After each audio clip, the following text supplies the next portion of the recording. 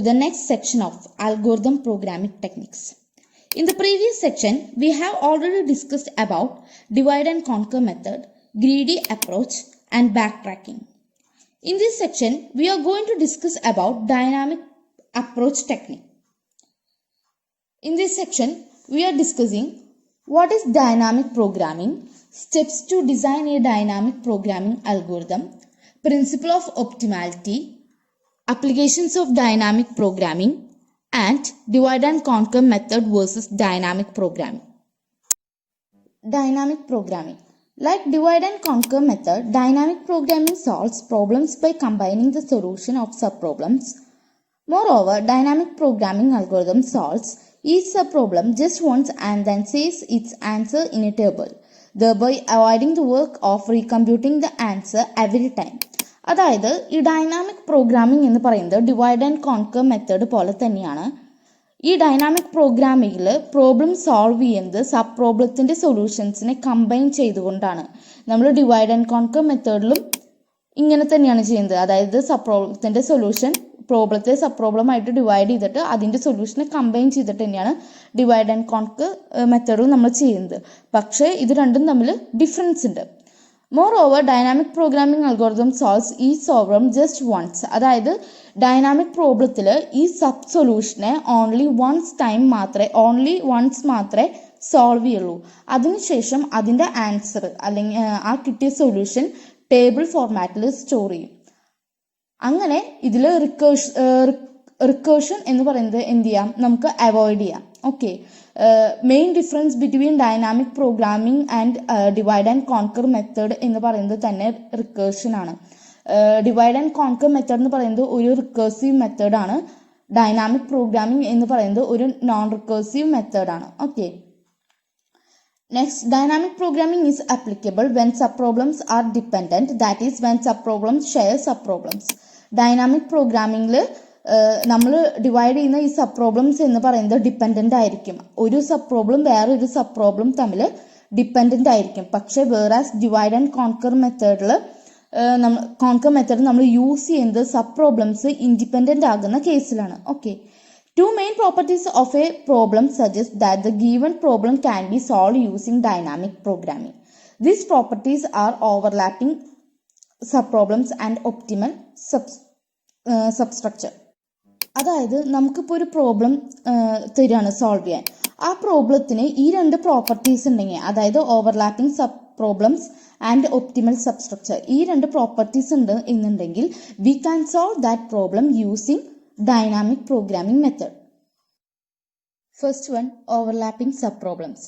Similar to divide and conquer approach, dynamic programming also combine solution to sub problems. അതായത് നമ്മൾ already നേരത്തെ discuss ചെയ്തതാണ്, സൊല്യൂഷൻസിന് sub problems ആയിട്ട് നമ്മൾ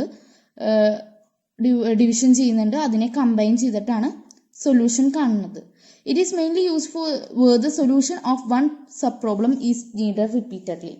the computed solutions are stored in a table so that they do not have to be recomputed. അതായത് നമ്മൾ compute ചെയ്ത് ആ സൊല്യൂഷനെ നമ്മൾ ടേബിളിൽ നമ്മൾ സ്റ്റോർ ചെയ്യുന്നു. അതുകൊണ്ട് തന്നെ നമുക്ക് ആ ഒരു സൊല്യൂഷൻ വീണ്ടും സോൾവ് ചെയ്യേണ്ടി വന്നു കഴിഞ്ഞാൽ നമുക്ക് അതിനെ റീകമ്പ്യൂട്ട് ചെയ്യേണ്ട ആവശ്യമില്ല. Hence this technique is needed where overlapping sub problems exist. അതായത് ഒരു സബ് പ്രോബ്ലം തന്നെ വീണ്ടും വീണ്ടും നമുക്ക് സൊല്യൂഷൻ കാണേണ്ട ഒരു സിറ്റുവേഷൻ വന്നു കഴിഞ്ഞാൽ we can use this technique. Okay, example പറയുന്നുണ്ട്.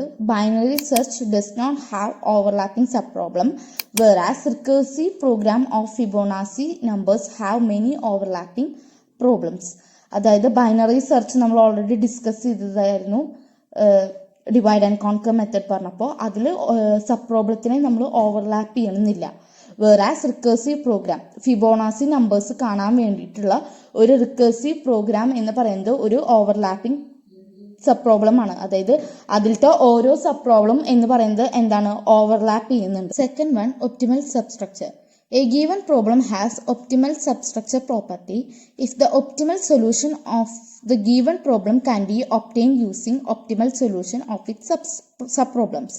അതായത് ഒരു പ്രോബ്ലത്തിന് നമ്മൾ എപ്പോഴാണ് ഒപ്റ്റിമൽ സബ്സ്ട്രക്ചർ പ്രോപ്പർട്ടി ഉണ്ടെന്ന് പറയുന്നത്, അതിൻ്റെ ആ പ്രോബ്ലത്തിൻ്റെ ഒപ്റ്റിമൽ സൊല്യൂഷൻ എന്ന് പറയുന്നത് നമുക്ക് കിട്ടുന്നത് എങ്ങനെയാണ്?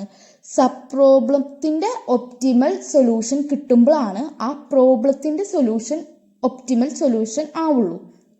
സബ് പ്രോബ്ലത്തിൻ്റെ സൊല്യൂഷൻ ഒപ്റ്റിമൽ സൊല്യൂഷൻ ആകുമ്പോൾ മാത്രമേ അത് കമ്പൈൻ ചെയ്യുന്ന പ്രോബ്ലത്തിൻ്റെ സൊല്യൂഷൻ എന്ന് പറയുന്നത് ഒപ്റ്റിമൽ സൊല്യൂഷൻ ആവുള്ളൂ.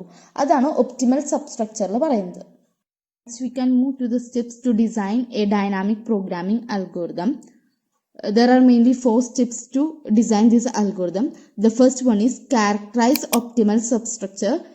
It means that characterizing the structure of an optimal solution. Second one, recursively define the value of an optimal solution. That means like divide and conquer method.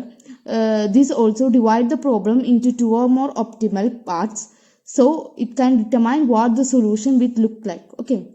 And the third one, compute the value bottom up. Bottom up.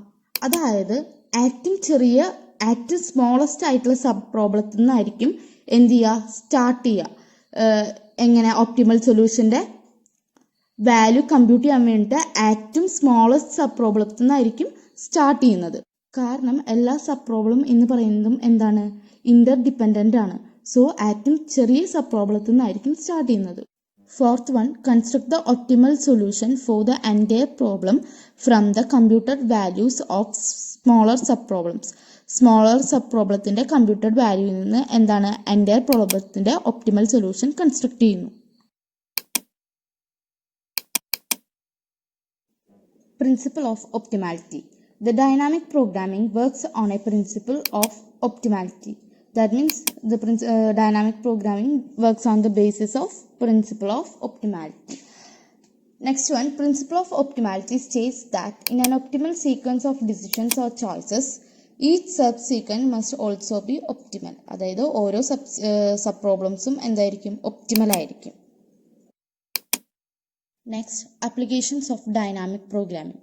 The applications of dynamic programming are 0 or 1 knapsack problem, mathematical optimization problem, all-pair shortest path problem, that means Floyd-Warshall's algorithm, then reliability design problem, LCS, longest common subsequence, flight control and robotics control, time sharing. It schedules the job to maximize the CPU usage. That means it maximizes the CPU usage and minimize the time. Okay.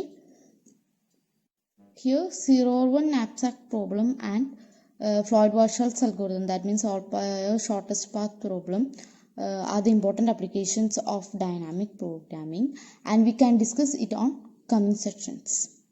We can discuss about the difference between divide and conquer method and dynamic programming. In the divide and conquer method, there are mainly 3 steps: divide, conquer and combine. And in dynamic programming, there are 4 steps which we have already discussed in the previous sections.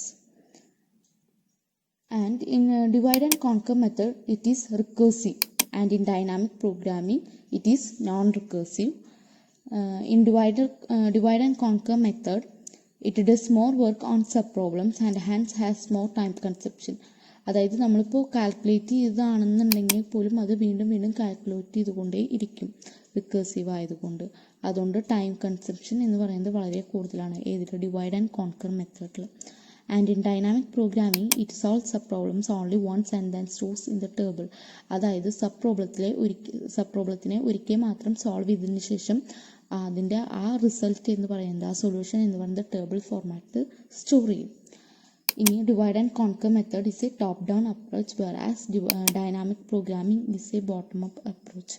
അതായത് ഈ top down divide and conquer മെത്തേഡിൽ top down ആവാൻ പറയാൻ കാരണം എന്താണെന്ന് വെച്ച് കഴിഞ്ഞാൽ it is independent sub problems.